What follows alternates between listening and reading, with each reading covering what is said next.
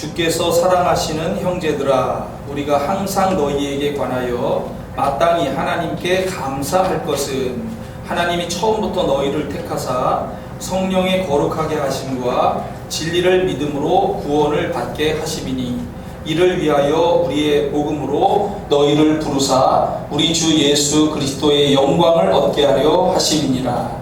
그러므로 형제들아, 굳건하게 서서 말로나 우리의 편지로 가르침을 받은 전통을 지키라. 우리 주 예수 그리스도와 우리를 사랑하시고 영원한 위로와 좋은 소망을 은혜로 주신 하나님 우리 아버지께서 너희 마음을 위로하시고 모든 선한 일과 말에 굳건하게 하시기를 원하노라. 아멘. 자, 오늘 제목은 굳건하게 서서 가르침을 받은 전통을 지키라 라고 하는 이런 제목으로 말씀을 드립니다. 이 내용을 이제 처음부터 딱 보시지만 감사 이야기예요. 그죠?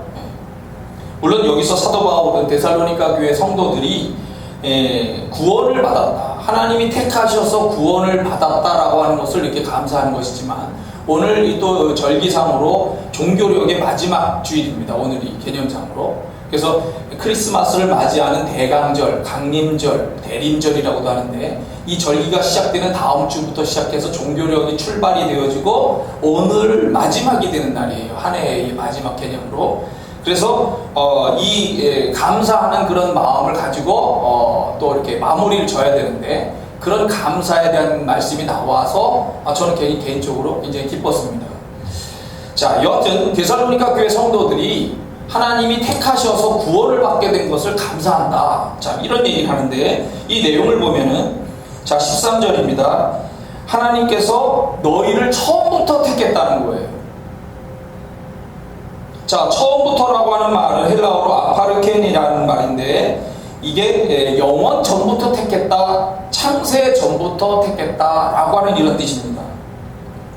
그러니까 하나님의 초월적인 그런 커다란 계획 속에 너희들이 이미 이렇게 택하여 지는 그런 계획 안에 있었고, 그것이 이루어졌다, 이렇게 지금 보고 있는 그 말씀입니다.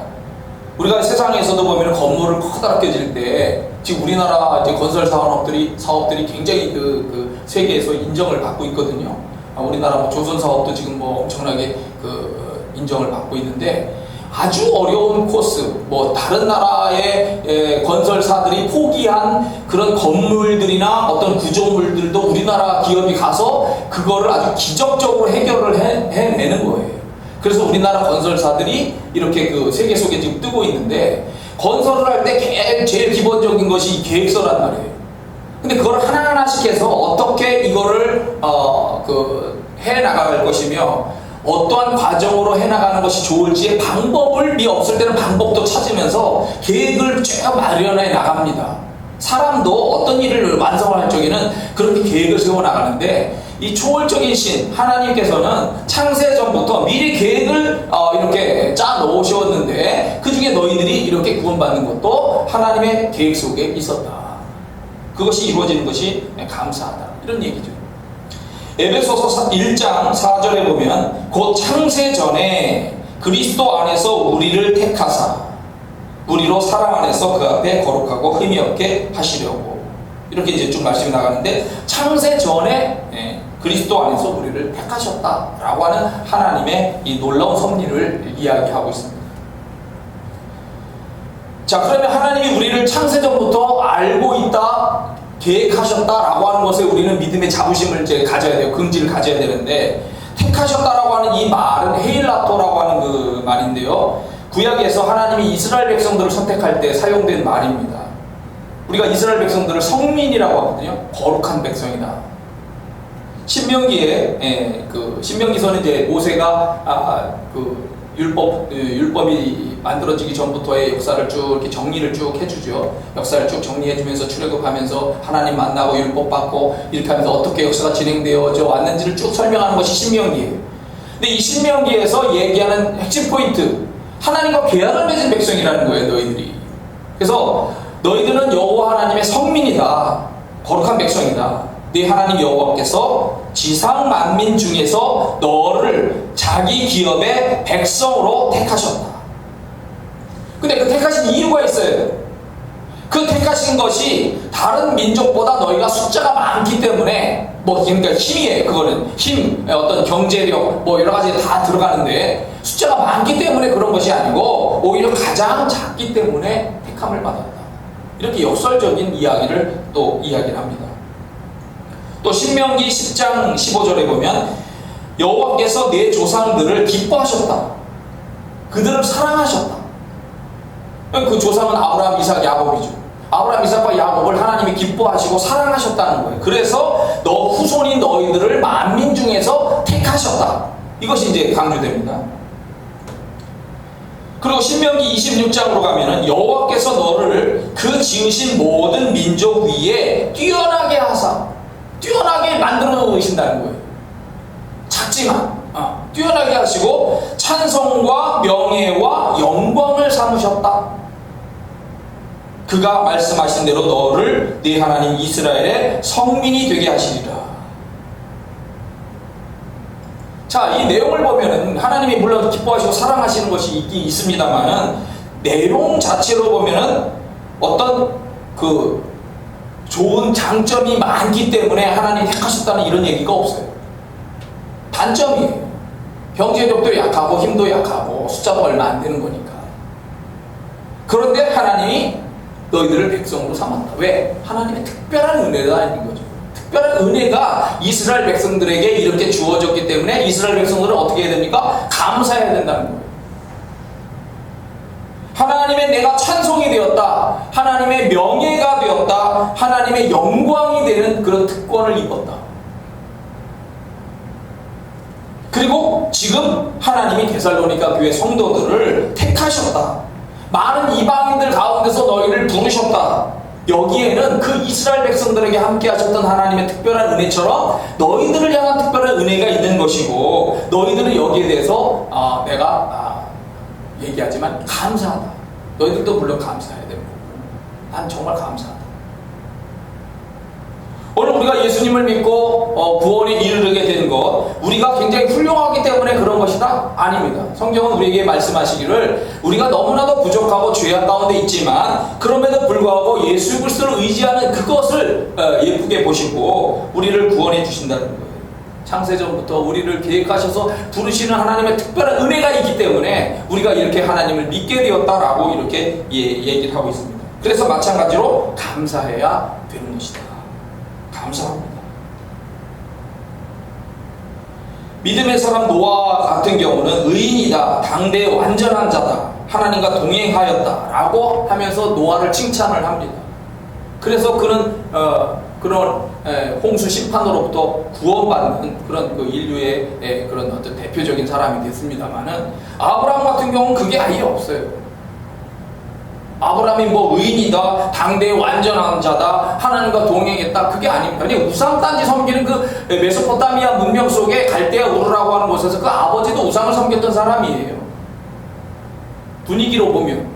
그런데 하나님이 그 많은 사람 중에서 그 아브라함이라고 하는 사람을 택해서 내가 너에게 복을 줄 테니 나를 따라올 테냐 이런 거죠. 날 따라와라. 따라가 보겠습니다. 그래서 이게 역사가 시작되는 거예요. 하나님이 판단하셔서 부르셨고 아브라함은 순종한 것밖에 없어요.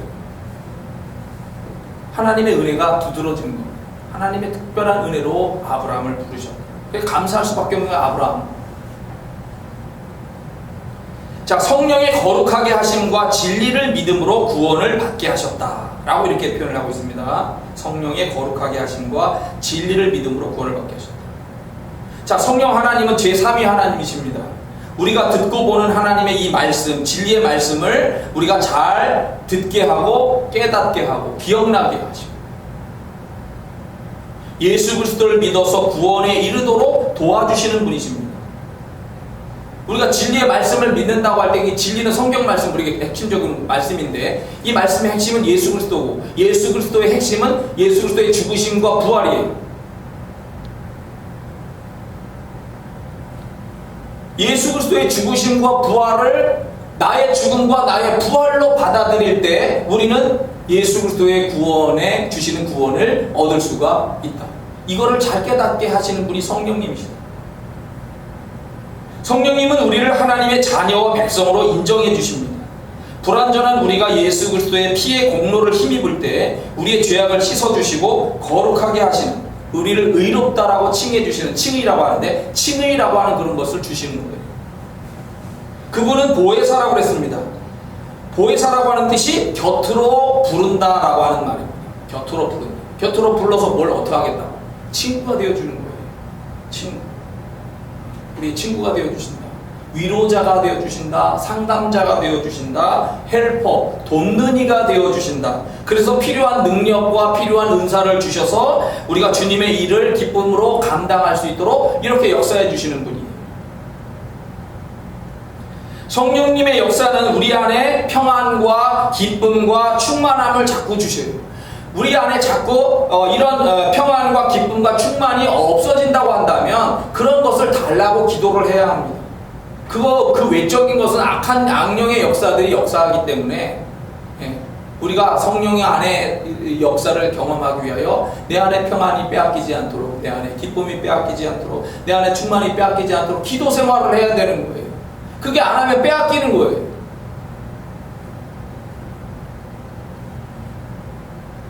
예수님이 목요일 저녁, 원래는 금요일날 유월절 행사가 있는데 그거를 할 수가 없으니까 그날은 죽어야 되니까, 예수님이 돌아가셔야 되니까 목요일날 저녁에 제자들을 불러다 놓고 유월절 행사를 마지막으로 이렇게 행하실 때였어요.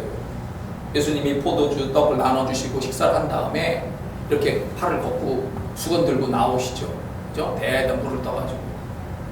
그리고 제자들의 발을 하나씩 씻겨주시려고 합니다. 제일 첫 번째 베드로 앞에 갔어요. 근데 베드로가 얘기합니다. 주님, 내 발을 절대로 씻지 못하십니다. 왜냐면 이게 윤리적으로 맞지 않는 얘기거든요. 아니, 스승이 어떻게 제자의 발을 씻깁니까? 더군다나 이 스승은 그냥 스승이 아니고 주님이라고 부르는 메시아라고 생각하는 분이에요.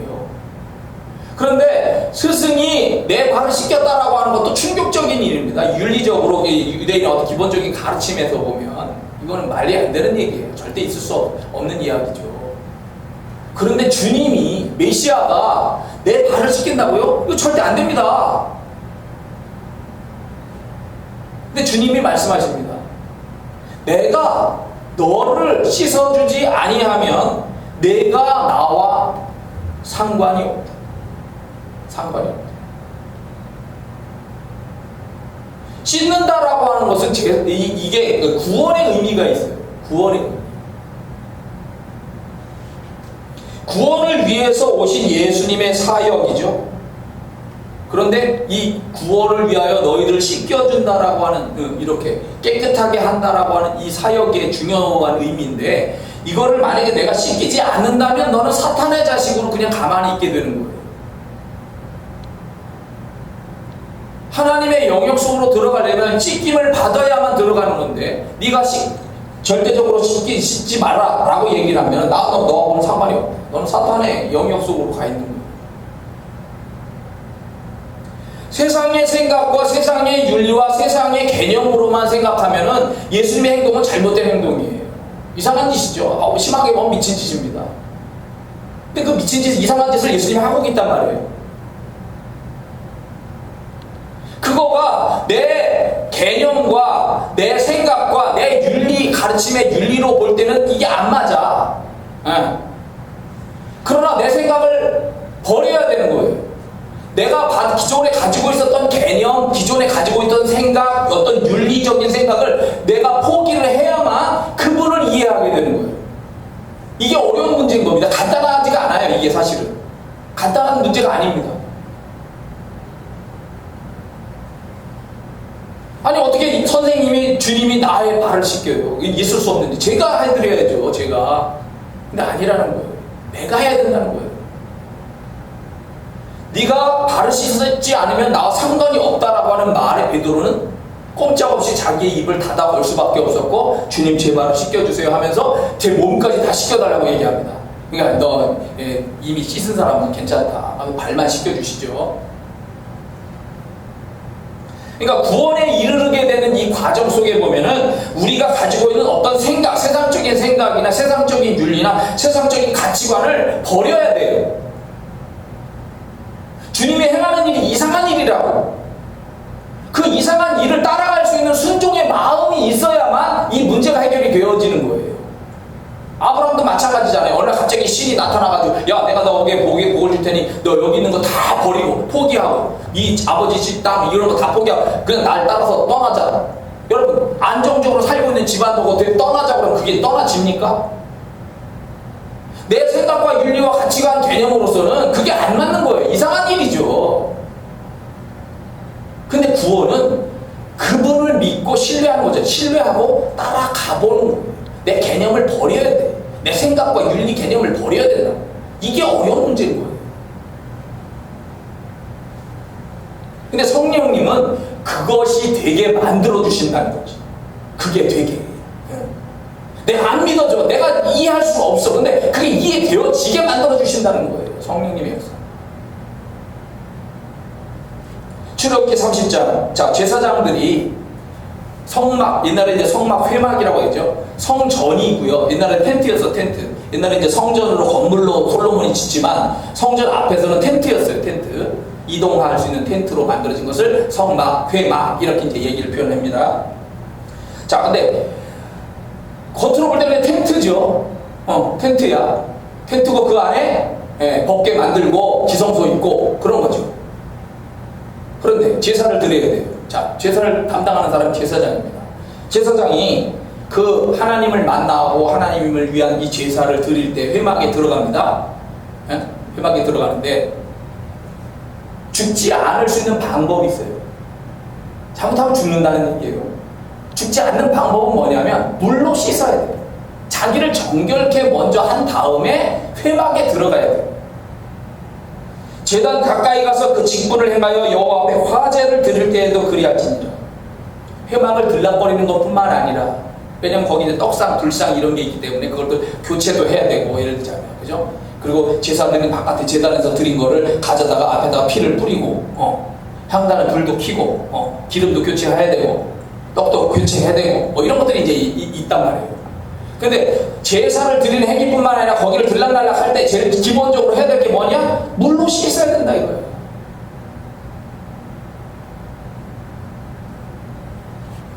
아니 살다 보면 뭐 좀 이렇게 피도 묻고 뭐 이렇게 여러 가지 하다 보면 그렇게 해서 그냥 그 상태로 잠깐 그냥 들어가서 이렇게 드리면 안 됩니까? 우리가 생각할 때 그렇잖아요. 근데 아니라는 거예요. 거기 기본적으로 들어오려면 텐트인데 이거 뭐 텐트라는 게 뭐 이게 뭐 문짝이 커다란 거 이것도 아니고 텐트 그냥 텐트. 천하나가 나를 막고 있는 거예요. 두꺼운 천이지만. 근데 그 차이가 뭐냐? 물로 씻고 들어가면 살 것이고 물로 씻지 않고 그냥 막 들어오면 죽는데요. 하나님을 가까이 할 수 있는 사람은 거룩한 사람만이 된다는 거예요. 왜? 제사장도 격이 있다는 거예요. 격.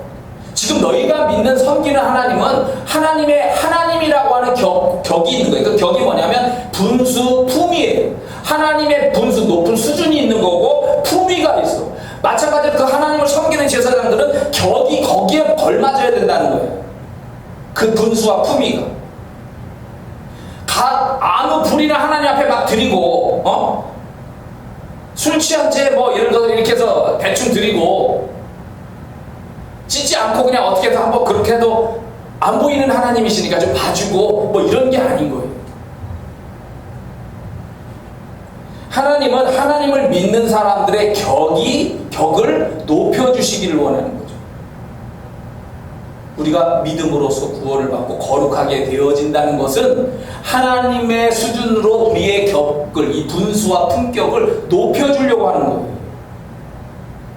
성령님은 그것이 되어지도록 우리에게 역사해 주시는 것이고, 그렇기 때문에 우리는 이 하나님을 그렇게 섬기는 마음으로 가야 되는 거죠. 14절 말씀입니다. 이를 위하여 우리의 복음으로 너희를 부르사 우리 주 예수 그리스도의 영광을 얻게 하려 하심이니라. 자, 너희를 부른 다음에 그리스도의 영광을 얻게 한다. 영광. 자, 데살로니가 교회 성도들은 복음을 믿었어요. 진리, 말씀을 믿었어요. 하나님의 자녀가 되었어요. 예수 그리스도의 부활에 참여할 수 있도록 작정되어졌다. 정해졌다. 그리고 이것이 완성되어지는 것은 예수 그리스도의 재림 때에 되어진다. 이제 이렇게 보는데 중요한 것은 뭐냐면 하나님의 자녀로 이렇게 택하여서 성민이 되고 자녀가 되었을 때 그 자녀의 특권이 뭐냐면 아까처럼 하나님의 품격, 그게 뭐냐면 하나님의 영광에 참여한다는 말이에요. 그리스도의 영광을 얻게 하려 하심이니라. 하나님의 자녀 수준으로 지금 우리의 모습은 때로는 뭐 초라한 옷을 입고 좀 싼 인생을 살고 싼 아파트에서 싼 자가용이나 때로는 자가용도 없이 이렇게 어렵게 때로는 삶을 산다 할지라도 하나님이 그날에는 우리의 모든 수준을 높여줍니다. 그게 우리의 자녀의 특권이고 하나님 주실 복이에요. 믿음을 가지고 나오는 자들에게 이 하나님의 영광에 참여할 수 있는 그런 특별한 은혜를 주시는데 데살로니가 교회 너희들은 바로 그런 은혜를 입었다. 자, 그래서 결론적으로 얘기를 하는 겁니다. 15절 형제들아 굳건하게 서서 말로나 우리의 편지로 가르침을 받은 전통을 지키라. 자, 굳건하게 선다. 우리 기본적으로 이해하죠. 굳건하게 선다는 거 딱 이렇게 뭐 장부처럼 군인처럼 딱 쓴다 이런 의미인데 그 의미를 보면 선다, 굳게 선다. 근데 굳게 고정한다는 거야. 고정한다. 거기다 아예 그냥 확 고정을 해서 흔들리지 않는다는 거죠. 고정한다. 확고하다. 이렇게 또 표현하죠. 영어로 보면요. 스탠드 펌이라는 그 말을 씁니다. 스탠드 펌. 이게 뭐냐면 완강히 버티는 거예요. 완강히 버텨. 그러니까 뭐 비바람, 어떤 충격, 외부의 어떤 요건이 나의 이 하나님의 자녀됨의 영광에 참여할 수 있도록 이것이 말이죠. 이거를 막 흔드는 거지. 박해도 오고 시험도 오고 막 나를 막 흔들어 놓는다 이거죠. 그럴 때 너는 완강히 버텨내라는 거예요. 또 be steadfast라고 하는 말을 쓰는데 이것이 뭐냐면 확고하다, 고수하다, 확고부동하다. 그런데 여기에 뭐냐? 불변하다라는 뜻이 또 하나 들어갑니다. 불변하다. 변하지 않는 거야. 그렇죠? 확고하니까 변하지 않는 거죠. 너 그 말씀 안에, 그 구원의 안에 확고하게 흔들리지 않고 변하지 않으면서 딱 뿌리를 내리고 있어라. 그러면서 전통을 지켜라. 전통이 뭐냐면 교훈을 지켜라, 계명을 지켜라, 전통을 지켜라, 유전을 지켜라, 전승을 지켜라. 전에 내려져 오는 이 말씀들을 지켜라. 이렇게 얘기를 하는 거예요. 유대인이라면 너 지켜라, 전통을 지켜라고 하면 율법을 지키는 거죠. 근데 기독교인이라면 복음을 지키는 거예요. 유대인들은 율법을 위하여 자기 목숨을 거는 거예요. 그죠? 목숨을 겁니다. 왜? 이게 우리의 생명, 영원한 생명의 문제와 연관되기 때문에 율법을 포기하라면 자기 목숨을 내놓는 거예요. 자, 신앙인들은 너 가진 믿음으로 받은 이 복음을 지켜라. 흔들리지 말고 확고하게 버텨내라 라고 얘기할 때 내 목숨을 걸 수 있는 거예요. 이거 그만큼 소중한 문제인 거죠. 예수 그리스도의 말씀, 사역, 사도들이 전해주는 복음의 내용을 잘 기억하고 확고부동하게 서 있어라.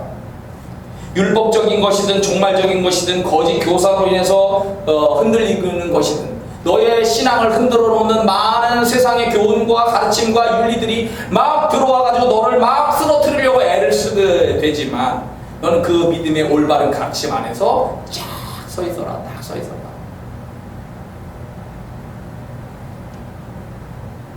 하나님이 시험을 하시는 어느 가정이 있었습니다. 예레미야 선지자에게 심부름을 시켜요. 자, 레갑 사람들이라는 사람이 있는데요. 이 겐족속이라고 하고요. 이 겐족속들이 이제 그 신앙을 지키기 위하여 이렇게 그 바깥에서 생활을 했어요. 그러니까 도시라고 하는 곳에 있지 않고 텐트 생활을 바깥에 가서 신앙을 고수하기 위하여 바깥에 가서 도시 생활을 하지 않고 이렇게 생활을 했었는데 바벨론 세력들이 막 침략을 해오니까 이제 그 군사적인 공격이 오니까 위험하잖아요. 그래서 결국 예루살렘으로 피해가지고 예루살렘 안에, 성 안에 같이 들어와서 있었어요. 근데 하나님이 예레미야 선지자에게 야 가서 겐족속인 레갑 사람들을 좀 만나라. 가서 뭐 할까요? 그 사람들한테 따로 한 방에 데리고 가서 포도주를 먹여. 이 시험이에요, 시험.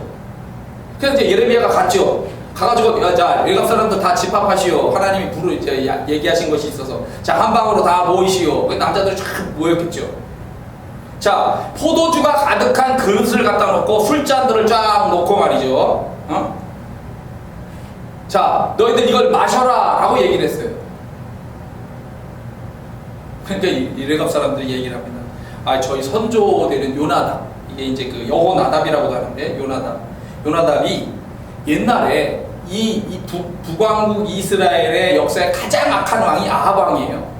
그 아합 왕이 막 그 하나님을 버리고 우상 섬기면서 아세라, 바알 이렇게 섬기면서 막 난리를 칠 때 자기의 그 신앙을 그 어려운 가운데서도 이 요나답 조상이 지켰단 말이에요. 지키고 이 하나님의 벌로 이 아합 왕을 공격해서 이 집안을 다 무너뜨리는 것이 그 예후 장군이에요. 그 예후 장군과 함께 힘을 합쳐서 나라를 개혁하는 일에 이 여호나답이 그 중요한 일을 해냈던 거예요. 그러면서 이 요나답이 자기 가정을 향하여 뭐라고 얘기하냐면, 앞으로 너희들은 입에 포도주를 절대 대지 마라. 왜냐하면 포도주를 즐기다 보면 신앙 자세가 흐트러지니까 순수성을 잃어버릴 가능성이 높으니까 너희들은 절대로 포도주를 입에 대지 마라. 이것은 내가 주는 유언이다. 하나님의 말씀처럼 이걸 반드시 기억해라 라고 선언을 했던 거예요. 그래서 이 조상들이, 후손들이, 내갑 사람들이 이 예레미야 선지자한테 얘기합니다. 우리 조상 그 요나답께서 우리에게 절대로 포도주를 먹지 말라라고 했기 때문에 우린 지금까지 이거를 목숨처럼 지키면서 신앙을 고수해 왔습니다. 근데 어찌 우리로 하여금 이걸 먹으라고 하십니까? 라고 이제 이렇게 얘기를 한 거죠. 시험이었어요. 포도주 한 잔 먹는 게 그게 뭘 대단한 거라고. 우리가 세상적으로 그렇게 얘기할 수 있잖아요. 아니, 포도주 한 잔 그거 마시는 게 무슨 뭐 대단한 거라고. 근데 이거를 목숨처럼 지켜온 가정이 있더라는 거예요. 이 집안이. 이 후손들이, 내갑 사람들이 그렇게 예레미야에게 이야기하는 거를 들으시고 하나님이 뭐라고 얘기하시냐면은 칭찬하는 거예요. 봐봐라. 많은 사람들이 신앙이 흔들리는 이 어려운 시대에 막 여러 가지로 타협하면서 흔들리면서 살아오고 있는데, 이 집안은 그 요나답 선조가 준 유전을 지키기 위하여 목숨을 걸고 그렇게 해왔다. 이런 집안도 있다. 얘기하는 거예요. 그래서 내가 칭찬을 하면서 이 레갑의 아들 요나답에게서 내 앞에 설 사람이 영원히 끊어지지 아니하리라 라고 하나님이 축복의 메시지를 전해주셨어요. 그런데 그 레갑 자손과 달리 그 많은 이스라엘 사람들은 선조들이 지키라고 하는 명령을 제대로 지키지 않았다. 바알 섬기고 아세라 섬기고 우상 섬기고 하나님 의지하지 않고 다른 나라 의지하고 이렇게 하면서 결국 나라가 망하게 된다라고 하는 이야기가 전해졌는데도 계속 그 말조차도 믿지 않게 됐더라는 거예요. 그래서 하나님께서 말씀하시기를 이 유다와 예루살렘 사람들에게는 재앙으로 심판으로 내가 갚을 것이다 라고 폭탄 선언을 하시는 거죠. 왜? 내가 그들에게 말하여도 듣지 아니하며 불러도 대답하지 아니하였다. 하나님이 지키라고 하는 것은 거기에 이유가 있어요. 복을 주려고 하는 이유가 있는 거예요. 복을 주려고 지키라고 하는 것인데, 진리를 지켜라, 복음을 지켜라, 완강히 버텨내고 변하지 말아라. 하나님의 큰 복이 있는 거예요. 우리가 그거를 따라서 해야 되는 거죠. 예수 그리스도의 재림은 사탄에 대한 심판, 적그리스도에 대한 심판, 구원받지 못한 사람들에는 심판으로 이어지게 됩니다. 그러나 복음과 진리를 지킨 성도들에게는 주와 함께 혼인 예식에 행하고 참여하고 영원한 나라에서 행복하게 살 수 있도록, 하나님의 영광에 참여할 수 있도록 이렇게 만들어 주시는 거예요. 이거 지켜야 되는 거예요. 자, 그래서 사도 바울이 이제 마지막으로 얘기합니다. 오늘 마지막 말씀 16절 말씀. 우리를 사랑하시고 영원한 위로와 좋은 소망을 은혜로 주신 하나님 우리 아버지께서 너희 마음을 위로하시고 모든 선한 일과 말에 굳건하게 하시기를 원합니다. 지금 박해와 혼돈이 데살로니가 교회를 막 휘감고 있습니다. 어떻게 살아야 됩니까? 힘들어요. 그러니까 먼저 위로해줘. 위로. 하나님의 위로가 있길 원한다. 또 너희들이 이런 가운데서 선한 말과 일을 해오고 있단 말이에요. 이 사람들이 믿음, 소망, 사랑 가지고 잘 싸워나가고 있죠. 칭찬도 받았어요. 이거 흔들리지 않고 계속 잘 지켜나가게 되기를 바란다. 굳건하게 되기를 바란다. 오늘 우리들도 끝까지 그렇게 해나가야 되기를 원하시는 거예요. 내 아들아 나의 법을 잊어버리지 말고 내 마음으로 나의 명령을 지키라. 잠언서에 나오는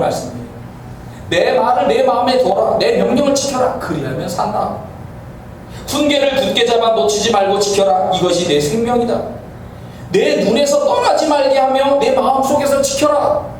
무릇 지킬 만한 것 중에 더욱 내 마음을 지켜라. 생명의 근원이 이에서 난다. 내 계명을 지켜 살며 내 법을 내 눈동자처럼 지켜라.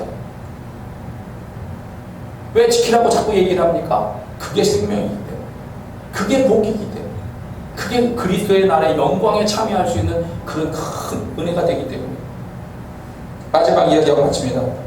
옛날 어느 임금이 동화에 나오는 이야기예요. 간간히 제가 기억하는, 이상하게 기억이 떠오르는 말씀입니다. 이 임금이 어느 마을을 이렇게 행차하는데 가난한 어린 그 거지 아이를 보았어요. 구걸하는 아이. 때로는 뭐 세상에 뭐 부모를 일찍 여의기도 하고 전쟁통에 잃어버리기도 하고, 뭐 고아처럼. 근데 이 아이는 하여튼 그렇게 구걸할 수밖에 없는 아주 어려운 상황 속에 있는 아이였죠. 임금님 행차시에 이 아이가 나가서 저 이렇게 부들부들 떨면서 아마 이렇게 뭘 먹을 걸 구하는지 그릇을 이렇게 들고 서 있었는지 뭐 이렇게 있었겠죠. 근데 이 불쌍히 여기는 임금님의 마음이 이 아이를 딱 보는 순간 자기에게 아이가 없는데 이 아이를 내 아이로 삼아야 되겠다, 왕자로 삼아야 되겠다는 마음이 딱 들었어요. 그래서 지난 행차하시면서 이 아이에게 뭐라고 얘기했느냐면, 아이야, 내가 어디를 갔다 와야 되는데 그때까지 너를 여기 있어라, 자리를 지켜라. 그럼 내가 너를 왕자로 삼아줄 것이다, 내 아들로 삼을 것이다 하고 떠나갔어요. 자, 그때부터 이제 비상이 걸린 건데, 이 아이 입장에서 뭐냐, 나는 지금 구걸하러 딴 데도 가야 되고 막 이런 마음 생기지만 그게 언제 올지 알아. 하지만 이 아이는 그 날을 기다리는 거예요. 그 시간만큼 밥을 안 먹어도 되고, 때로는 그죠?